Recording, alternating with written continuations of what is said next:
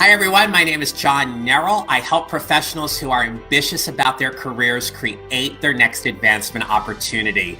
And I help them do that by helping them decide how they choose to show up professionally, energetically, and competently in the workplace so they can show up with the confidence that they have to make the impact they know they're capable of. And today's topic ties in so well with that, because today we're talking about imposter syndrome and how that can either help or hurt us in our careers. So just a few more housekeeping tips. If you are interested, I have a great resource on my website. It's a free workbook that you can download. It's called 3 Steps to Creating Your Next Advancement Opportunity Without Feeling Overwhelmed. You simply fill out the form on my website, confirm your email subscription. It'll download the workbook into your inbox, and it'll also enroll you into my email community where I email everyone each week about various leadership and career topics. And as I was just saying a little bit earlier, though, if you're local to my area here in Northern Virginia, I just hosted my first networking and workshop event, which was a huge success, and am in the process of scheduling a few more.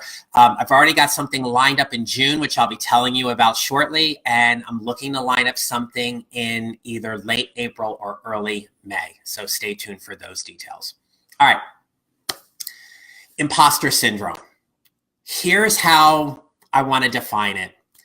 So imposter syndrome is when we find ourselves continually comparing ourselves to others and believing that we are not good enough because we perceive and believe that the other person is far better than us. So I can remember when I first started my career that it was so easy to compare myself to other people that I was working with. Senior teachers who had far more experience than me, that were really master educators at creating wonderful lessons to meet the objectives for their classroom. And I just felt I couldn't compete. I felt like I couldn't compare. And I had such a wonderful supervisor and a leader who really helped me slow down a little bit to remember where I was at, and that it was going to take me some time to hone my craft. They really kind of grounded me in a lot of ways. And I appreciate that so much. But every time I have started a new job, it has been a mindfulness exercise for me to really take that step back and ensure that I wasn't falling into that imposter syndrome by worrying about what this person was doing or that person was doing, and just comparing myself to them. Because when we think that we're not good enough, we never get to operate in our zone of genius. We never get to leverage our talents and expertise in a way that really helps us shine as who we are.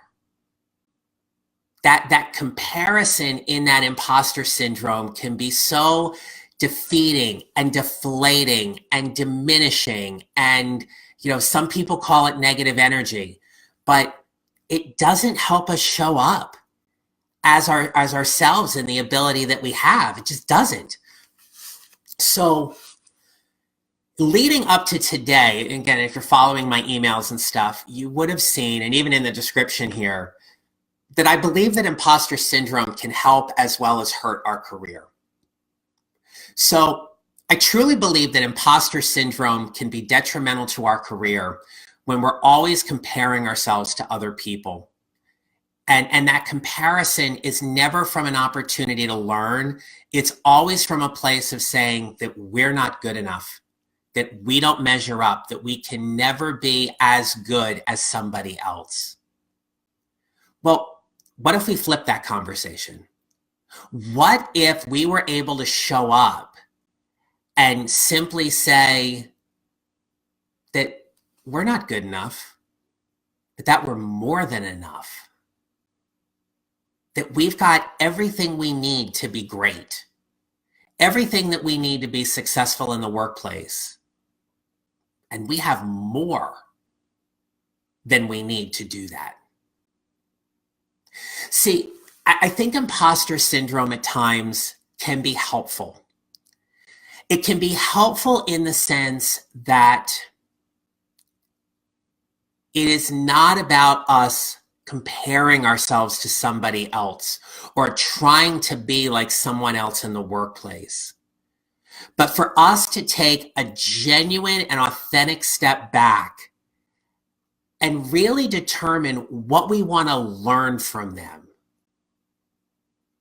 I mean, if we're able to learn something from someone, doesn't that allow us to grow?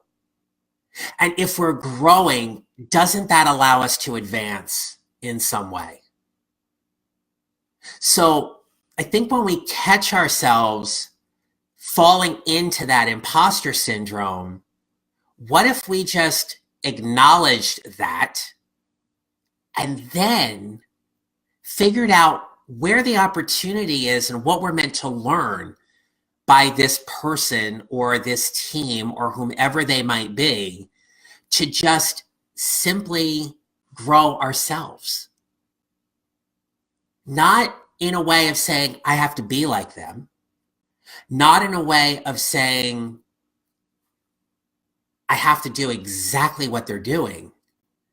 But for us to take the information and the knowledge that we're able to gain from learning from them and use that and enter that in to see where that lives in our zone of genius and use that so we can be the best we can possibly be in the workplace.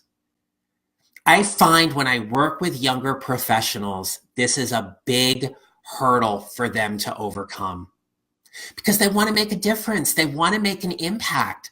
They want to be able to add value. And I have seen in my experience that for the young professionals with whom I've come across and worked with, that they want to be able to do everything. They got to be really, really good at one thing first. And I often say to them about be a specialist in something.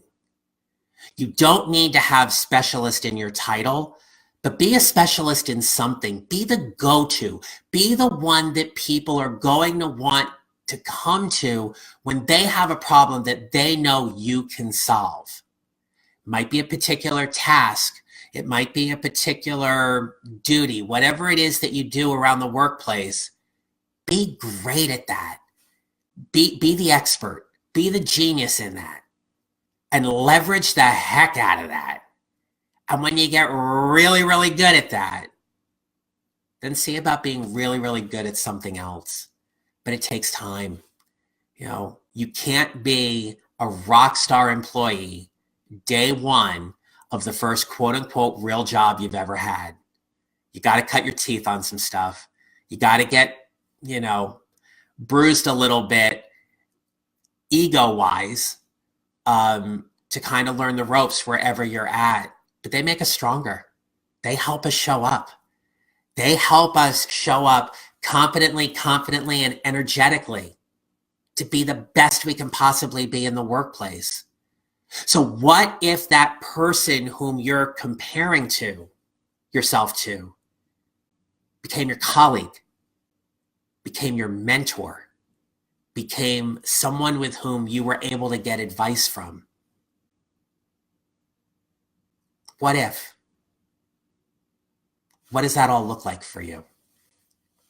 So I challenge you to think about this whole notion of imposter syndrome and how you can really let it help your career if you look at it in terms of an opportunity to learn and a chance to partner with someone, if that's possible.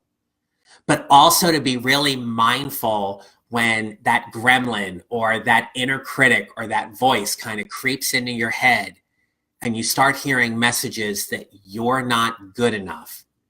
And I invite you to flip that conversation and just simply ask yourself, what if you've got more than you ever need to be successful? Or what if you've got more than you ever need to learn how to get the success that you're looking for? What would that look like for you? So, yeah, I guess you can say I'm kind of passionate about this particular topic because I've been there myself. I've worked with people where they've struggled with this. And I think in a lot of ways, it's understandable that we compare ourselves to others simply because we want to be as great as we can possibly be in the workplace. But we need to make sure that that energy that we're harnessing is really being used for good and not being used to pull us down in that regard. Okay, so look, as we wrap up today's show, I want to remind you that imposter syndrome can definitely hurt your career when we get stuck in comparing ourselves to other people and believe that we are simply not good enough. But imposter syndrome can also help our career when we're really mindful that those things are going on in our head and recognizing that that's an opportunity to flip the conversation and ask ourselves, what if we're more than enough? What if we've got more than what we ever need to be successful, to have the conversations we need, to show up energetically and professionally, and to make the impact that we know we're capable of? And for that person whom we feel that we need to, that we need to mimic, we need to imposter, we need to be like, whatever that is, what if that's an opportunity to partner? What if that's an opportunity to learn from them and learn exactly what they're doing and take that information and leverage it for your own benefit to use your genius to show up at your absolute best? I want to thank you for joining me today. As always, it's been great seeing you and spending time with you. Stay tuned. I've got some more content coming in the upcoming weeks, and I wish you a great rest of the day. If you're watching this video on YouTube, please click the like button and subscribe to my YouTube channel. If you're watching this on Facebook, click the like button and share it as well. Or you can drop me an email at john@johnnerrell.com with any thoughts that you have for future topics or ideas, or simply to let me know what you're thinking about in terms of your next advancement opportunity. I wish you a great rest of the day, everyone. Be well, stay safe. We'll talk next week. Take care. Bye.